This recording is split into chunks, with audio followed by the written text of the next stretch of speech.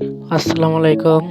আপনারা আজকে দেখতে পারবেন যে টেকা দুপুরে ঘোড়া দৌড় প্রতিযোগিতা। আমরা আজকে আপনাদের জন্য এই মেলাতে ঘুরতে এসেছি, সেই অনেক দূর থেকে। আপনারা দেখতে পারছেন যে আমরা টেকা দুপুরে ঘোড়ার দৌড় আজকে 30 তারিখ। আজকে সেই মনোরম পরিবেশে ঘোড়ার দৌড়, কালকে আমাদের এখানে ফাইনাল। আপনারা দেখতে থাকুন।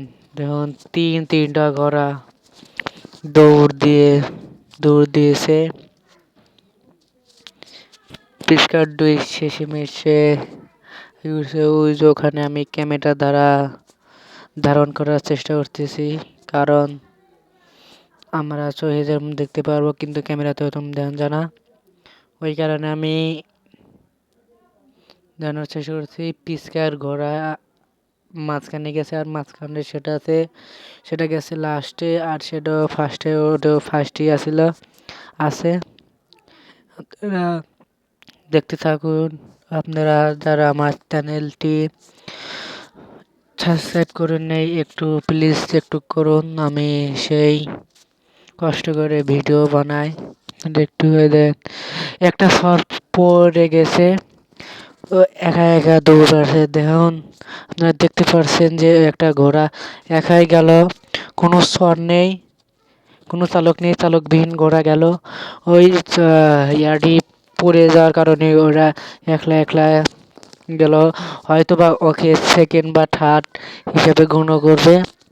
আমি আর একটি মেলায় দেখেছিলাম যে ওই ঘোড়া একটি মানুষ গেছিল পড়ে, তাকে মানে ঘোড়ার আগে মানে ফার্স্ট হয়েছিল, তাকে ফার্স্ট পুরস্কারই দিছে।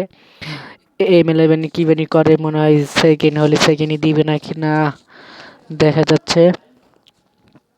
মাইকে কি বানি হয়, লাস্টে মাসে দেখা যাচ্ছে সেই ঘোড়ার দৌড়, সে লাস্টে মাসে সেটাই ফাইনাল হয়ে গেল। সেই ঘোড়াই সেকেন্ড হয়ে গেল, চালকবিহীন ঘোড়া।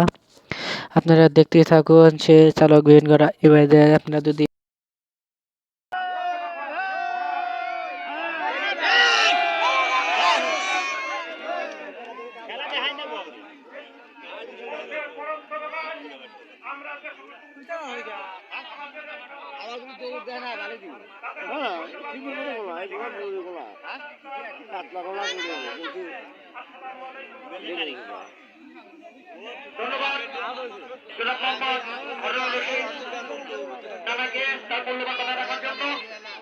এই পর্যায়ে সম্মানের সঙ্গে আপনারা দেখতে পাচ্ছেন কিন্তু দুটি ঘোড়া কিন্তু কালাচাঁদ এবং মায়ের দোয়া কিন্তু ছুটে চলেছে আমাদের এই ঐতিহ্যবাহী গৌতম মেলা মাঠে। দেখেন কিন্তু একদম তারা কিন্তু মনে হয় দুজন কিন্তু দুই বন্ধু, কেউ কাউকে ছাড়ছে না। আমি সময় তো সভাপতি সাথে দেখেন একদম পত্রিকা দেখবেন, বলছিলাম না সাবধান, ওই মোড়টাই কিন্তু সবচেয়ে মারাত্মক। তোমাদের শুনে দেখা যাক শেষ পর্যন্ত কি হয়। আচ্ছা, এই পর্যায়ে আমি সংক্ষিপ্ত আকারে কথা বলে দেওয়ার